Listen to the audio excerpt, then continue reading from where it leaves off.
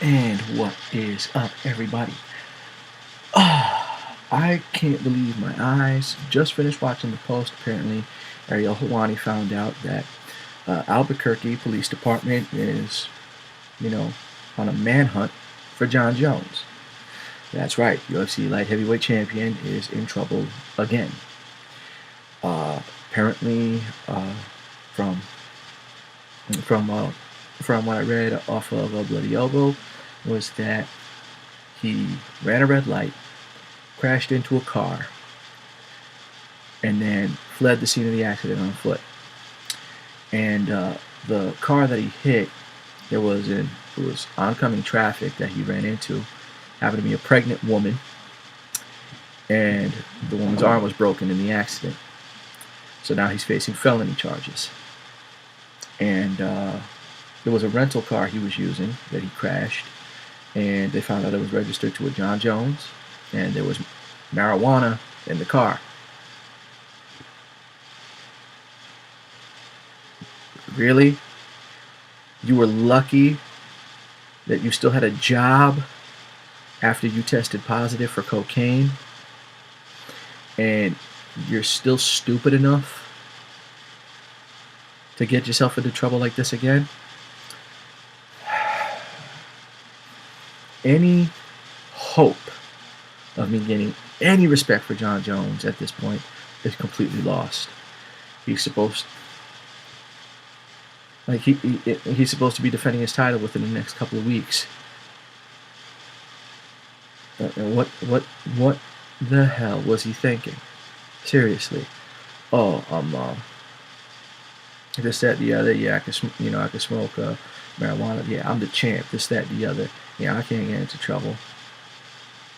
I guarantee, no amount of money is gonna keep you from getting locked up.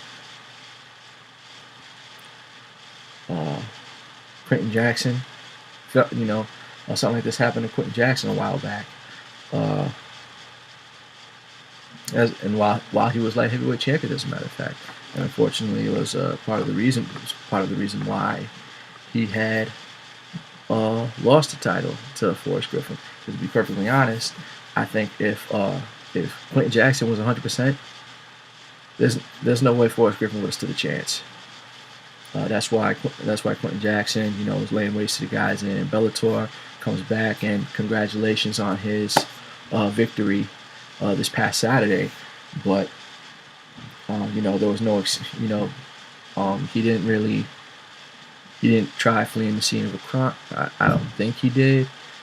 Obviously, he was under a lot of stress. It wasn't due to drunk driving.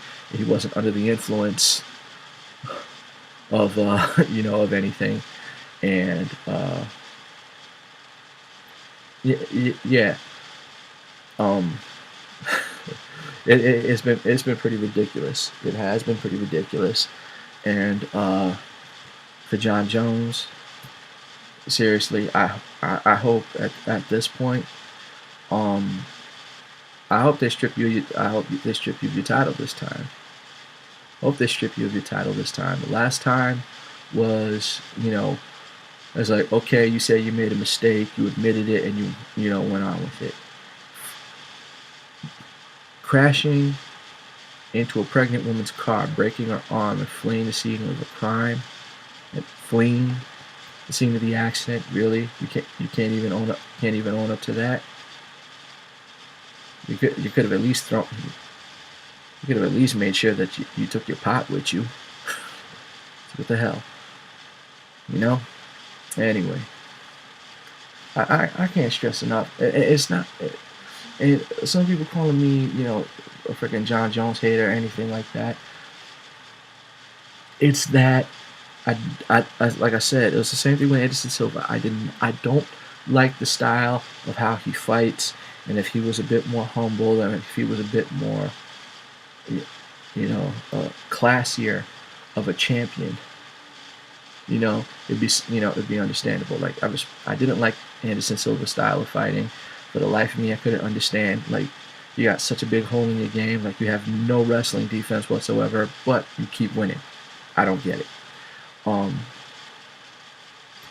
uh, Jon Jones's problem is that if anybody has the same reach as him, or if anybody knows how to get into his, get within his reach, he's absolutely useless. That's why Gustafson was, put such a beating on him. That's why Cormier was able to do so much damage to him, and that's why Lyoto Machida was the only person that actually was supposedly the first person to win a round against him, because you know how to get inside, you know how to get past. If he can't utilize his reach against you, he's he's almost useless. If not for the fact that he smothered Cormier, if not for the fact that Gustafson gassed out, we would have been seeing a new champion by now. And looks like we're going to, because I guarantee the UFC isn't going to let this one go. Granted,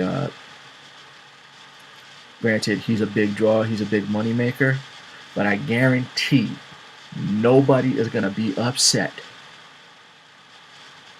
that you strip him of his title for this, because this, and he's supposed to be he's supposed to be a brother in Christ, but this is, no ifs, ands, or buts, despicable.